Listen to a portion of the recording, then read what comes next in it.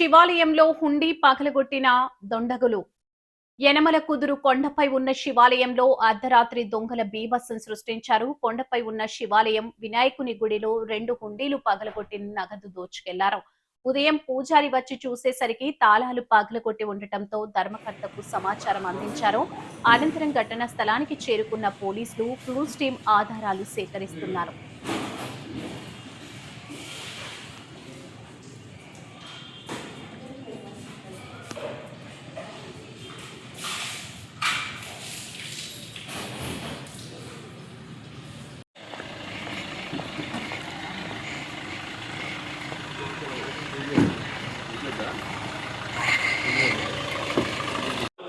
పక్కది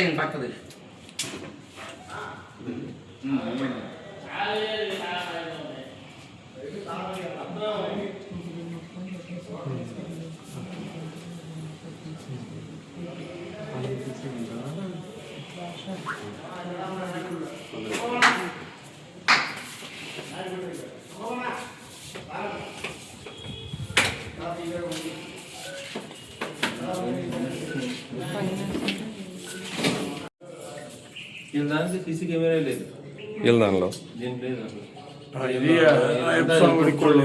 మాట్లాడుకుని చెప్పుకుంటాను అంటున్నాను.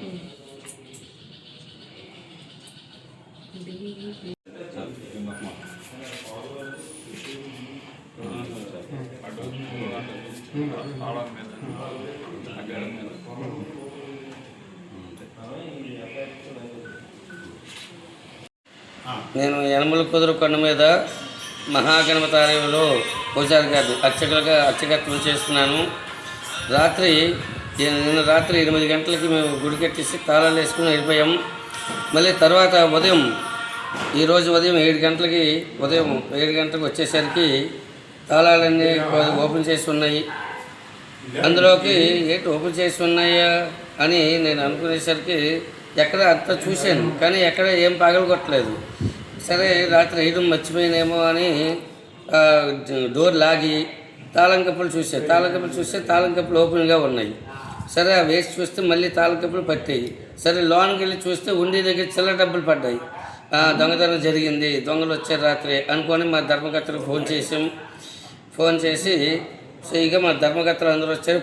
పైన కూడా దొంగతనం, శివాలయంలో కూడా దొంగతనం జరిగింది మహాగణపతి ఆలయంలో. అక్కడ ఎస్ఐ గారు ఉన్నారు, తీసుకురండి అని అనగా నేను వెళ్ళి ఎస్ఐ గారిని తీసుకురాగా బందర్ నుంచి ఫింగర్ ప్రింట్ డిపార్ట్మెంట్ వాళ్ళు వచ్చారు, ఇవన్నీ చూశారు. ఇప్పుడు ఓపెన్ చేసాం. మధ్యాహ్నం 12 గంటలకు మేము ఓపెన్ చేసామని గుడి వారి సమక్షంలోనే గుడి ఓపెన్ చేసి స్వామివారికి ధూపదీప నైవేద్యాలు సమర్పించాం. మొత్తం ఎన్ని హుండీలు? ఉండి పూర్తిగా డోర్ అంతా పూర్తిగా రాలేదు, కానీ కొద్దిగా మెడ్డాయించారు, పలుగుతోటో లేకపోతే దేనితో మెడ్డాయించారు. చెయ్యో పొల్లో ఇది పెట్టి కొద్దిగా చెయ్యి పెట్టినంత వరకు లాక్కున్నారు. మేము ఉండి ఎప్పుడు ఓపెన్ చేసినా పేపర్ ఉంటుంది అడిగిన పేపర్తో అలా సహా లాగేశారు. ఆ పేపర్ కూడా చంద్రవందగా చించి అక్కడ పడేశారు. మొత్తం ఎన్ని హుండీలు దొంగతనం జరిగిందనేసి అనుకున్నాము. మేము శివరాత్రి తీసాము, అది ఇంతవరకు తీయలేదు. ఉంది కనీసం 30-40 వేలు ఉండొచ్చేమో అనుకుంటున్నాను. ఓకే.